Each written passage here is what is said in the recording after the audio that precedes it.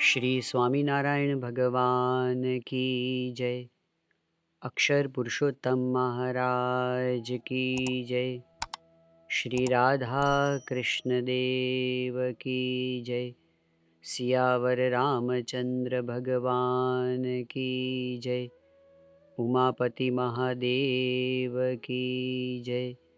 प्रमुख स्वामी महाराज की जय। महंत स्वामी महाराज की जय।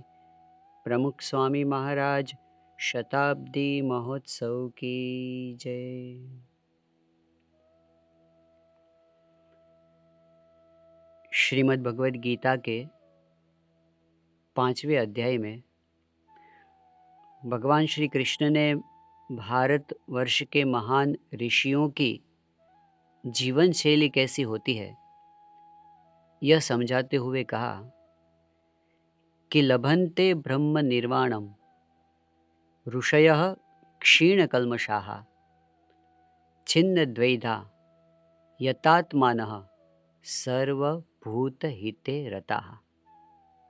अर्थात भारत के ऐसे जो महामनीषी हैं वे ब्रह्म स्थिति को प्राप्त कर चुके हैं। उनकी सभी लौकिक कामनाएं मिट गई हैं। उनके सभी संशय टल गए हैं। लेकिन फिर भी उनकी विशेषता यह है कि वे सदैव सभी के हित के लिए तत्पर रहते हैं, उसमें रत रहते हैं। प्रमुख स्वामी महाराज की यही विशेषता थी। कल पूज्य ब्रह्म विहारी स्वामी जी के वक्तव्य में हमने सुना कि प्रमुख स्वामी महाराज का सूत्र था, दूसरों की भलाई में हमारी भलाई है। उनका पूरा जीवन यही था। एक संत होते हुए, एक त्यागी होते हुए वे वन में नहीं बसे, संसार के बीच में रहे और संसार की हर समस्या में वे इतने संलग्न हुए, किस तरह से सभी को सुखी किया जाए। जीवन भर वे प्रवृत्तिशील रहें। जब प्रवृत्ति आती है तो प्रवृत्ति के साथ कुछ समस्याएं भी साथ में जुड़कर आती हैं। जब प्रवृत्ति होती है तो वहां पर चिंता भी होती है। हम सभी का अनुभव है। कल क्या होगा, एक भय होता है। जब कोई ऐसी परिस्थिति सामने आ जाती है तब इसमें से कैसे हल मिलेगा, चिंता होती है। प्रवृत्ति करते करते कई बार हम कार्य का बोझ महसूस करते हैं, कार्य भार। जब प्रवृत्ति करते हैं तो सफलता मिलने पर हमें इसका अहंकार भी आ जाता है, और जब असफलता मिलती है तो हताशा भी होती है। प्रवृत्ति में कभी किसी व्यक्ति के द्वारा हमारे कार्य में बाधा डाली जाए तो हमें द्वेष भी होता है। यह प्रवृत्ति का स्वभाव है। इसके साथ ये सब चीजें जुड़ी हुई हैं। मगर प्रमुख स्वामी महाराज एक ऐसे विलक्षण संत थे कि उनके जीवन में इन सारी समस्याओं को होने के बावजूद कभी भी प्रवृत्ति के ये दोष उनके जीवन में नहीं आए। हर बाधाओं के बीच में रहते हुए भी वे सदैव निश्चिंत रहते थे। कार्य का अत्यंत भार होने के बावजूद वे बिल्कुल हल्के रहते थे। कार्य में सफलता मिलने पर भी वे अत्यंत अहम शून्य रहते थे। कार्य में असफलता मिलने पर वे कभी निराश नहीं होते थे, प्रसन्न रहते थे। और किसी व्यक्ति के द्वारा चाहे कैसा ही विघ्न क्यों न डाला जाए, वे हमेशा द्वेष भाव से परे रहते थे। उन्होंने एक संदेश हमें दिया कि समाज के बीच रहते हुए, हमारे कर्तव्य को निभाते हुए, दिन रात प्रवृत्तिशील रहते हुए भी आध्यात्मिकता के बल पर हम इन सभी समस्याओं के बीच भी आनंद में रह सकते हैं, प्रवृत्ति के दोषों से मुक्त रह सकते हैं। क्या चाबी थी उनके पास? रहस्य क्या था? तो एक ही रहस्य प्रमुख स्वामी महाराज के जीवन को देखते हुए हमें बार बार नजर के सामने आता है। वो ये है, कर्ता हर्ता एक भगवान है। यह दृढ़ श्रद्धा उनके जीवन में हमें देखने को मिलती है। वे हमेशा यही बात अपने जीवन में जीते थे और सभी को यही बात जीने को संदेश देते थे कि भगवान कर्ता हर्ता है। वैसे हमारे शास्त्रों का यह संदेश पुरातन काल से है। केनोपनिषद में बताया गया कि यह पूरा विश्व संचालन करने वाले कौन हैं? कौन उत्पत्ति करता है, कौन संभालता है, कौन प्रलय करता है?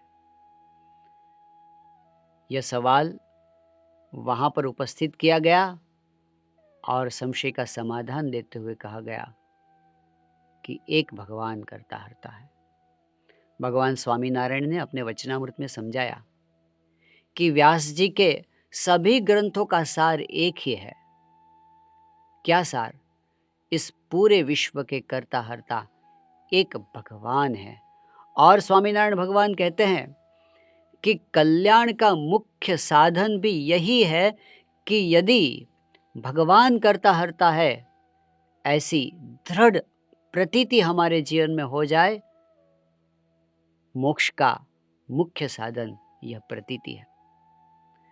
भगवान स्वामीनारायण ने स्वयं अपने वचनों में यह बताया, अगणित विश्वनी रेल उत्पत्ति पालन प्रलय थाय, मारी मर्जी विना रे कोई थी तरुणु नव तोड़ाए। अनंत ब्रह्मांड, उनके संचालन में किसकी शक्ति काम करती है? भगवान स्वामीनारायण ने कहा, अनंत कोटि ब्रह्मांड की उत्पत्ति स्थिति और प्रलय का करने वाला मैं हूं। कहा कि मैं अपने अंगूठे से इस पृथ्वी को डिगाओ, अनंत ब्रह्मांडों की पृथ्वी डिगने लगे। उनके संकल्प में यह शक्ति है। तो भगवान जो सर्व करता हरता है, वे ही सब कुछ करते हैं, यह हमारे शास्त्रों ने तो बताया। परंतु वास्तविक जीवन में जब हम ऐसी परिस्थिति के बीच आ जाते हैं, हम स्ट्रेस में हो जाए, हम अशांति हमें महसूस हो, ऐसे समय में हमें भगवान के कर्तापन की प्रतीति रहना भूल जाते हैं। प्रमुख स्वामी महाराज के जीवन में हमने यह देखा, जीवन भर देखा। आज हम थोड़ा उनके जीवन से संदेश प्राप्त करने का प्रयास करेंगे। सबसे पहली बात यह है कि जब कोई चिंता सामने आकर खड़ी हो जाती है, तब हम क्या करते हैं? आमतौर पर व्यक्ति का स्वभाव ऐसा होता है, कल क्या होगा, परसों क्या होगा। प्रमुख स्वामी महाराज ने एक सिद्धांत समझाया था कि चिंता आने पर हमें भगवान पर सब छोड़ना सीखना चाहिए। इसका मतलब यह नहीं कि हमें पुरुषार्थ नहीं करना है, हमें प्रयत्न नहीं करना है। हमारी पूरी बुद्धि शक्ति को अपने कर्तव्य में जोड़ने के बाद भगवान पर परिणाम छोड़ दो, यह उनका जीवन संदेश था। सन 2010 में प्रमुख स्वामी महाराज गांधीनगर में थे। गांधीनगर अक्षरधाम में एक अति आधुनिक और आध्यात्मिक संदेश को देने वाला वॉटर शो बन चुका था। इसका उद्घाटन समारोह था। अब समारोह के पहले सब कुछ तैयारियां हो चुकी थी, निमंत्रण दिए गए थे, 2000 महानुभाव पहले शो में पधारने वाले थे। गुजरात के मुख्यमंत्री श्री भी थे और अनेक महानुभाव थे। अब 2 दिन पहले जब फाइनल टेस्टिंग हुआ, तब एक समस्या यह आई कि उस समय बहुत ही भारी पवन था। अब वाटर शो में तो वाटर स्क्रीन पर प्रोजेक्शन करना होता है। पवन इतना भारी था कि वहाँ पर प्रोजेक्शन करना ही मुश्किल हो गया, क्योंकि वाटर का स्क्रीन ही नहीं बन पा रहा था। इतना पानी उड़ रहा था कि जहाँ पर सबसे अधिक महत्वपूर्ण मेहमान बैठने वाले थे, तो उनको तो पूरा मानो पानी में डुबो दिया हो, ऐसे उनके कपड़े हो जाए, ऐसी परिस्थिति आ गई। अब किसी ने सोचा नहीं था। अब यह तो नई समस्या आई। देखा वेदर फोरकास्ट में कि यह पवन की क्या दशा होने वाली है, तो पता चला कि पवन कम होने वाला नहीं है। यह तो अभी भी 2-3 हफ्ते तक यही रहने वाला है। समस्या का समाधान क्या करें? गए प्रमुख स्वामी महाराज के पास और सभी ने चिंता जताते हुए कहा कि स्वामी जी, हमने ये उद्घाटन का समारोह रखा है, मगर लगता है कि हमें इसे पोस्टपोन करना पड़ेगा, क्योंकि पवन इतना तेज है। अब इसमें अगर हमने यह किया और पहले ही शो में बाजी बिगड़ जाएगी, तो लोगों को क्या लगेगा? प्रमुख स्वामी महाराज बिल्कुल शांत थे, स्थिर थे, सबकी बातें सुन ली। फिर स्वामी जी ने कहा कि देखो, भगवान में विश्वास रखो। आज तक भगवान ने हमारी लाज कितनी बार रखी है, उसको याद करो। आज तक उन्होंने हमारी लाज रखी है, तो आगे भी रखेंगे। सभी ने कहा कि मगर स्वामी जी, इसमें तो भारी जोखिम है और हमने ये वेदर फोरकास्ट में देख लिया कि पवन कम होने वाला नहीं है। स्वामी जी ने कहा प्रार्थना करो, सब कुछ ठीक हो जाएगा। दूसरे दिन पवन तो इतना ही था, तीसरे दिन पवन उतना ही था, उद्घाटन समारोह में प्रवचन शुरू हो गए, पवन कम नहीं हुआ था। प्रमुख स्वामी महाराज पधारे, उस वक्त भी पवन उतना ही था जितना 2 दिन पहले। अब तो सभी की चिंता बढ़ गई कि कैसे ये वाटर शो हम दिखा पाएंगे।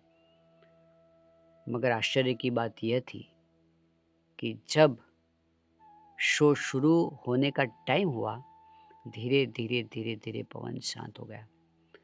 प्रमुख स्वामी महाराज ने एक बात कही थी, पत्ता तक नहीं हिलेगा, और सच में पत्ता तक नहीं हिला।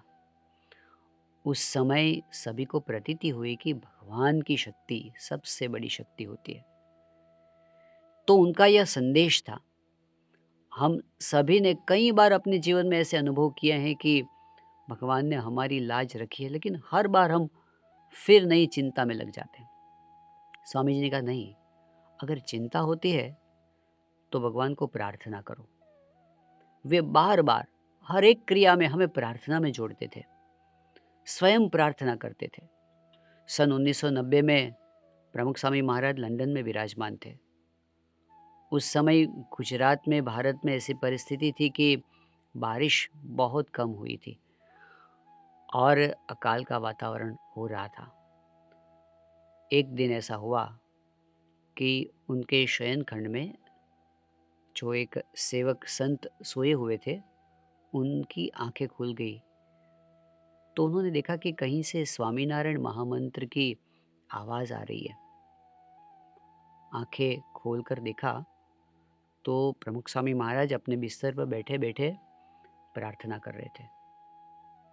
सेवक संत ने देखा कि चलो कब तक चलता है, आधी रात हो गई है, 2 बज गए, कब तक चलता है। आधा घंटा ऐसे ही बीत गया, स्वामी जी प्रार्थना ही करते रहे। जब आधे घंटे के बाद स्वामी जी सोने के लिए बिस्तर पर लेटे, तो उस समय सेवक संत ने पूछा कि स्वामी जी क्या कर रहे थे आप? तब प्रमुख स्वामी महाराज ने कहा, मैं प्रार्थना कर रहा था, देश में बारिश नहीं है ना, तो भगवान को प्रार्थना कर रहा था। 1 घंटे तक प्रमुख स्वामी महाराज ने रात को जागकर प्रार्थना की। सेवक संत ने पूछा कि स्वामी जी हर रोज ऐसा करते हैं? स्वामी जी कुछ बोले नहीं, परंतु सेवक संत समझ गए कि कई दिनों से शायद स्वामी जी रात को जाग जाग कर भगवान को प्रार्थना कर रहे थे। जो लोग देश में थे जहां पर सच में पानी की अछत थी, जहां पर सही में लोग अकाल का अनुभव कर रहे थे, उन लोगों में शायद ही कोई ऐसा होगा जिसने कई दिनों तक रात को घंटे घंटे भर जागकर अपने लिए प्रार्थना की हो। प्रमुख स्वामी महाराज ऐसे पुरुष थे जो लंदन में थे, वहाँ तो कोई बारिश का प्रश्न ही नहीं था, लेकिन वहाँ बैठे बैठे वे प्रार्थना कर रहे थे। क्यों? प्रतीति। हम प्रार्थना करते हैं तो भगवान सुनते हैं, और भगवान करता हरता हैं जो हमारी प्रार्थना सुनेंगे और सभी को सुख करेंगे। यह उनकी श्रद्धा थी, प्रतीति थी, और उनके जीवन में देखने से सभी को यह प्रतीति की दृढ़ता होती थी। दूसरी समस्या होती है प्रवृत्ति के बीच कि जब कार्य भार बढ़ जाता है ना, तो हम तनाव का अनुभव करते हैं, स्ट्रेस का अनुभव करते हैं। आज यह पूरे विश्व की समस्या है। स्कूल जाते छोटे छोटे बच्चों से लेकर बड़े बड़े उद्योगपति तक, सभी को अपने अपने काम का तनाव है। इतना सारा काम, सामने डेडलाइन, कैसे कर पाएंगे हम? प्रमुख स्वामी महाराज बीएपीएस संस्था का संचालन करने में 160 से अधिक प्रवृत्तियों का सूत्र संभाल रहे थे। एक एक प्रवृत्ति में वे दिलचस्पी से भाग लेते थे, सब कुछ ख्याल रखते थे, लेकिन कभी उनके चेहरे पर किसी ने तनाव नहीं देखा। दिल्ली अक्षरधाम का निर्माण कार्य चल रहा था। सन 2003 का वर्ष था। एक बार स्वामी जी दिल्ली में ही पधारे थे। उस समय अक्षरधाम निर्माण के लिए जो पत्थर आए थे, उसके ढेर बिखरे हुए पड़े थे पूरे कैंपस में। अक्षरधाम में सेवा कार्य में जुटे हुए संतों के साथ स्वामी जी एक मीटिंग में थे। जब मीटिंग का काम पूरा हो गया, तब एक संत ने कहा कि स्वामी जी, कल रात 1 बजे मैं साइड पर से चलकर आ रहा था, तब मैंने देखा कि इतने सारे पत्थरों का मानो पूरा जंगल मैंने देखा, और इस तरह से बिखरे हुए पड़े थे। उस समय मुझे विचार आया कि अक्षरधाम का यह परिसर इस हालात में यदि किसी को सौंप दिया जाए ना, मुफ्त में, तो भी उसे हार्ट अटैक आ जाए। इतना बड़ा काम देखकर ही मानो मेरा तो हृदय बैठ गया। प्रमुख स्वामी महाराज ये सुनकर हंसते हुए बोले कि इतना सारा काम चल रहा है, लेकिन मेरे हृदय पर एक कंकड़ का भी भार नहीं है, बोझ नहीं है। सब भगवान करते हैं। वे कभी अपने सर पर भार नहीं लेते थे, सभी जिम्मेदारियों को निभाते हुए। एक बार प्रमुख स्वामी महाराज राजकोट में विराजमान थे, और उस समय ऑल इंडिया रेडियो के डायरेक्टर प्रमुख स्वामी महाराज से मिलने के लिए, आशीर्वाद लेने के लिए आए थे। स्वामी जी एक मीटिंग में व्यस्त थे, इसलिए वे वेटिंग में बैठे बैठे एक संत के साथ वार्तालाप कर रहे थे। वार्तालाप के दौरान उन्होंने बताया कि एक बात मेरी समझ में नहीं आ रही कि प्रमुख स्वामी महाराज की पढ़ाई सिर्फ 6ठी कक्षा तक की है, उनका एजुकेशन इतना बड़ा नहीं है, लेकिन फिर भी मैं उनके कार्य को जब देखता हूँ, वे इतना बड़ा कार्य का दौर संभाल रहे हैं, और इसके साथ साथ दुनिया के अनेक क्षेत्रों के लोग उनके पास आते हैं, मार्गदर्शन पाते हैं। स्वामी जी बिल्कुल योग्य मार्गदर्शन सभी को दे पाते हैं। ये सब कैसे हो रहा है, मेरी समझ में नहीं आ रहा। ये बातें हो रही थी, उस दौरान प्रमुख स्वामी महाराज के पास जाने का समय हुआ। उसे लेकर गए वे संत, पहचान करवाई, आशीर्वाद दिलवाए, फिर कहा कि स्वामी जी, साहब के मन में एक सवाल है कि आप बहुत ज़्यादा पढ़े नहीं हैं, लेकिन फिर भी आपके द्वारा इतने बड़े-बड़े काम कैसे हो रहे हैं, वे उनकी समझ में नहीं आ रहा। यह सुनकर प्रमुख स्वामी महाराज हँसने लगे। बोले कि साहब, मेरी भी समझ में नहीं आ रहा। फिर स्वामी जी धीरे से बोले कि देखो, आप इंस्ट्रूमेंट बजाते हो ना, तबला बजाते हो, हारमोनियम बजाते हो, वो इंस्ट्रूमेंट कभी अपने आप नहीं बजता, उसको कोई और बजाता है। उसी तरह से हम तो सिर्फ इंस्ट्रूमेंट हैं और हमें बजाने वाला तो कोई और है। यह प्रमुख स्वामी महाराज की सिद्धि थी। जीवन भर कार्यरत रहने के बावजूद वे हमेशा इंस्ट्रूमेंट बनकर रहे, भगवान का साधन बनकर रहे। कभी उन्होंने कर्तृत्व का बोझ अपने सिर पर नहीं लिया। स्वामी जी हमेशा एक बात कहते रहते थे कि हमारे गुरुजी ने हमें एक बात सिखाई है कि अगर आप अपने सिर पर पानी का घड़ा भरकर चलते रहोगे तो आपको उसका बोझ लगेगा, मगर अगर आप समुद्र में गोता लगा दोगे तो लाखों टन पानी अपने सर पर होगा, फिर भी आपको उसका बोझ नहीं लगेगा। उसी तरह से जब तक हम यह मानेंगे कि मैं करता हूँ, मैं करता हूँ, तब तक तुम्हें बोझ लगेगा। और जब तुम यह मानोगे कि मैं कुछ नहीं करता, मैं सिर्फ साधन हूँ और करने वाले तो परमात्मा है, सब बोझ हट जाएगा और काम अच्छा होगा। यह दूसरी समस्या का समाधान स्वामी जी के जीवन में हम देखते थे। तीसरी बात, जब कोई कार्य चलता है तो उसमें सफलता मिलने पर मनुष्य को सफलता का नशा चढ़ जाता है। भगवान स्वामीनारायण वचनामृत में बताते हैं कि जब कोई मानता न हो व्यक्ति को, तब उसका मन कुछ अलग सा होता है। लेकिन 100, 200, 500, 1000, 50,000, लाख ज़्यादा लोग जब उनको मानने लगे, पूजने लगे, सम्मान देने लगे, तब व्यक्ति के पूरे विचार बदल जाते हैं। प्रमुख स्वामी महाराज ऐसे संत थे कि लाखों के हृदय सिंहासन पर राज करते थे, मगर उनकी विशेषता यह थी, उन्हें कभी अपनी सफलता का नशा नहीं चढ़ा। दिल्ली अक्षरधाम निर्माण के बाद जब पूरे विश्व से प्रशंसा की बौछारें हो रही थी, उस वक्त स्वामी जी हमेशा हर बार यही बताते थे कि हमसे क्या हो सकता है, यह तो परमात्मा की कृपा है, हमारे गुरुजी का संकल्प है, इसलिए यह हुआ, हमसे नहीं हुआ। एक बार ऐसा हुआ, एक और अक्षरधाम निर्माण का कार्य पुरजोश से चल रहा था और स्वामी जी दिल्ली में ही एक भक्त के घर विराजमान थे। तो रात को समय अक्षरधाम टीम के संतों के साथ गोष्ठी, चर्चा, ये सब होने के बाद साधारण सी बातें चल रही थी। उसमें से यह बात चली कि स्वामी जी, ये जो कार्य चल रहा है, इतना बड़ा काम कोई हिम्मत ही न कर पाता आपके सिवा, आप ही है तो यह हुआ और यह कोई नहीं कर सकता। तब स्वामी जी ने पुनः यही कहा कि हमसे क्या हो सकता है, यह तो गुरु योगी जी महाराज का संकल्प, यह तो भगवान स्वामीनारायण का प्रताप, हम क्या कर सकते।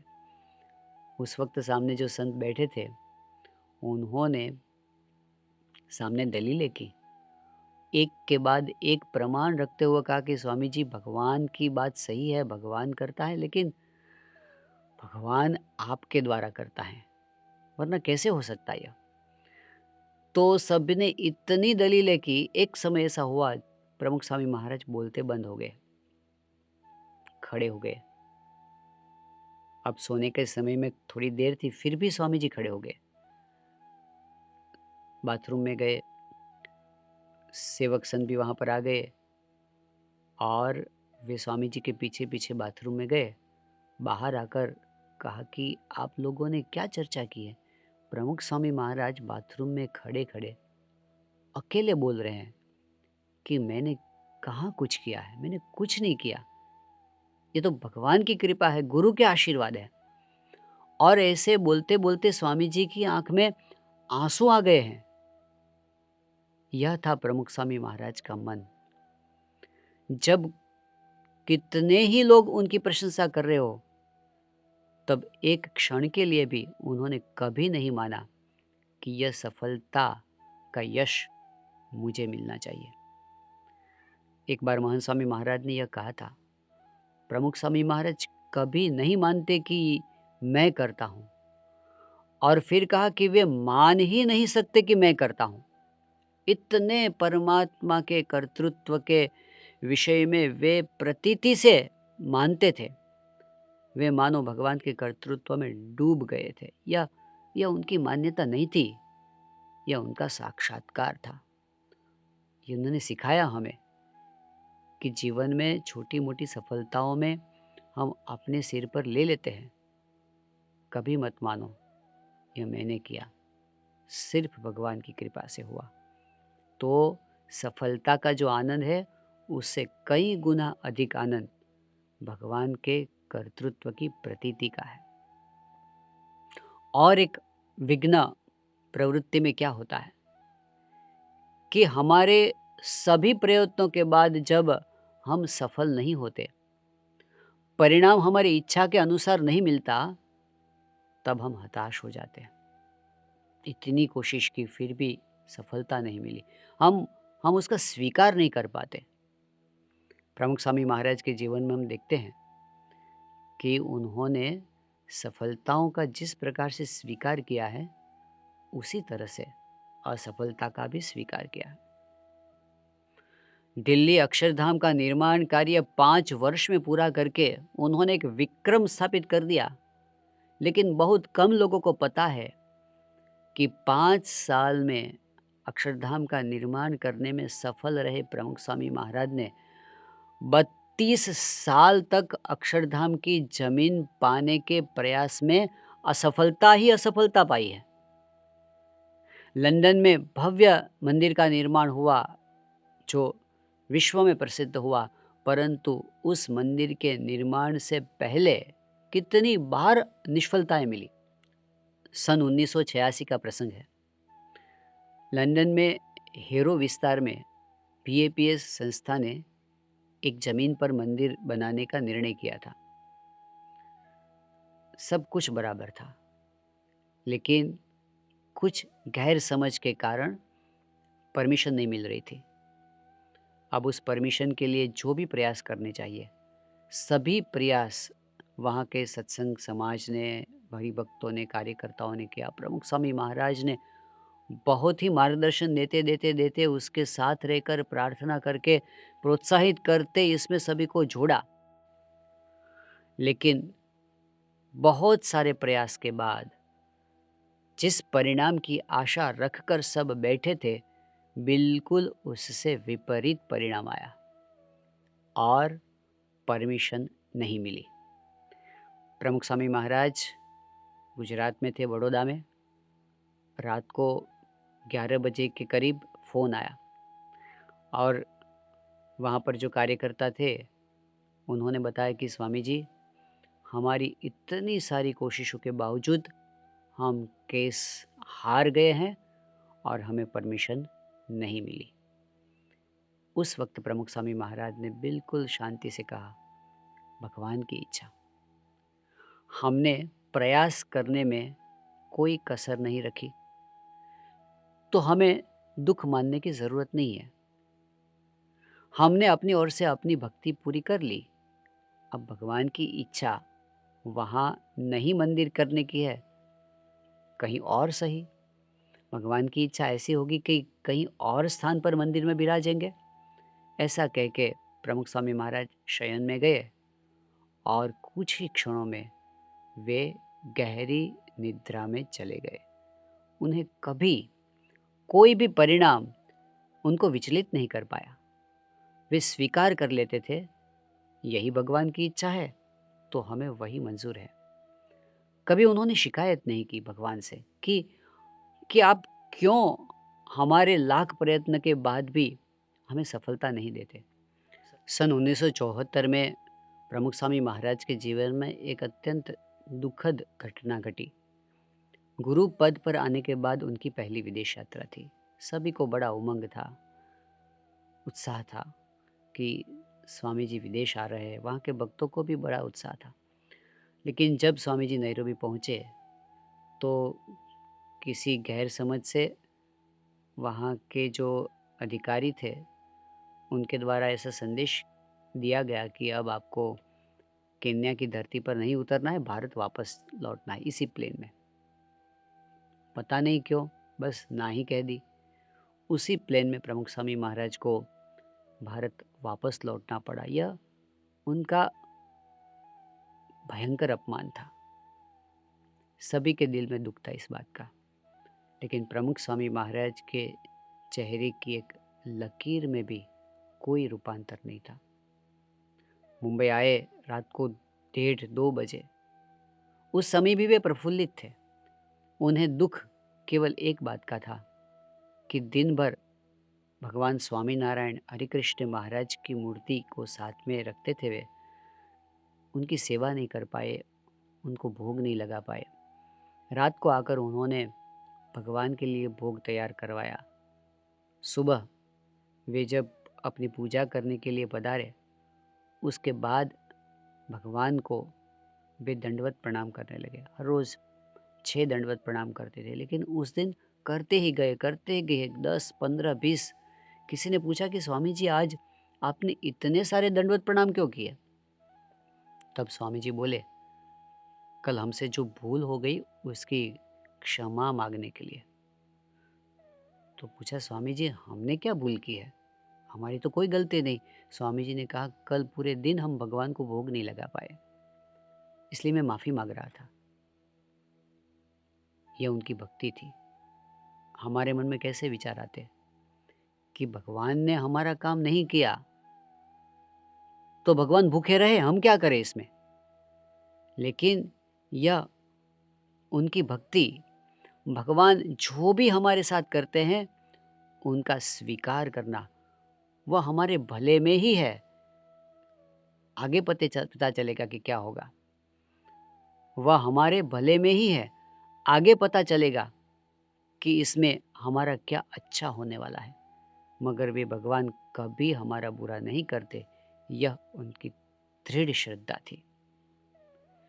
पांचवी बात क्या होती है कि जब कोई व्यक्ति हमारे कार्य में बाधा डालता है तब उसके प्रति अवश्य हमारे मन में द्वेष हो जाता है। प्रमुख स्वामी महाराज के पूरे जीवन में ऐसे कई प्रसंग बने। कई बार किसी ने जानबूझकर उनके कार्य में विघ्न डाला, किसी ने जानबूझकर उनकी बिना कारण निंदा की, ऐसे ऐसे आक्षेप किए जो बिल्कुल बेबुनियाद थे। उनके जीवन में ऐसी घटनाएं बनी कि उनको कभी फिजिकल मार भी खानी पड़ी और कभी ऐसे भी प्रसंग बने जब उनको मार डालने का प्रयास भी किया गया। लेकिन उनके जीवन में प्रमुख स्वामी महाराज ने एक बार भी किसी का भी बुरा हो ऐसी एक भी क्रिया नहीं की। किसी का भी बुरा हो ऐसा एक भी वचन वे कभी नहीं बोले। किसी का भी बुरा हो ऐसी एक भी प्रतिक्रिया नहीं थी। अरे मन में संकल्प तक नहीं किया कि कभी का बुरा हो। यह उनका जीवन था। लेकिन इसके पीछे क्या था? इसके पीछे यह था कि वे दृढ़तापूर्वक मानते थे कि हर एक व्यक्ति चाहे वह बुरा करने के लिए कोशिश कर सकता है, परंतु बुरा होने देना या होने न देना वह भगवान के बस की बात है। अगर भगवान की इच्छा है तो ही वह सफल रहेगा, वरना नहीं रहेगा। तो भगवान करते हैं तो हम किससे द्वेष करें? प्रमुख स्वामी महाराज के वाक्यों को हम पढ़ते हैं तब हमें इस समझदारी में कितनी गहराई है कितनी सैद्धांतिकता है यह पता चलता है। स्वामी जी ने कहा है, कोई भी समस्या आए तो सीधी ही बात है, भगवान करता है, उनकी मर्जी से ही सब कुछ होता है। कोई किसी का सुधार नहीं सकता, कोई किसी का बिगाड़ नहीं सकता। करता भगवान है। वे जो कुछ करते हैं और कराते हैं वह हमारे भले के लिए ही है। भगवान को ही कर्ता माने तो शांति शांति शांति। हर एक में रहकर भगवान ही करता है ऐसा माने तो किसी से क्लेश न हो, एकता रहे, अहम न आए, मान ईर्ष्या की कोई गुंजाइश ही नहीं, वे छू भी नहीं सकते हमको। यह प्रमुख स्वामी महाराज का जीवन संदेश था कि हर एक क्रिया में भगवान ही भगवान करता है। हमें अपने कर्तव्य को निभाना है, बाधा आने पर प्रार्थना करना है, लेकिन परिणाम भगवान पर छोड़ देना है। और भगवान जो भी हमें परिणाम दे वह हमारे भले के लिए ही है, ऐसा मानकर हमेशा इसको आनंद से स्वीकार करना चाहिए। यह आध्यात्मिक जीवन है, यह सुंदर जीवन है, यह पूर्ण जीवन है, यह दिव्य जीवन है। तो प्रमुख स्वामी महाराज का यह जीवन संदेश हम अपने जीवन में दृढ़ कर पाएँ, यह भगवान स्वामी नारायण और प्रमुख स्वामी महाराज और महंत स्वामी महाराज के चरणों में प्रार्थना। આવી વધુ કથા સાંભળવા શ્રવણમાલા ચેનલને સબસ્ક્રાઇબ કરો।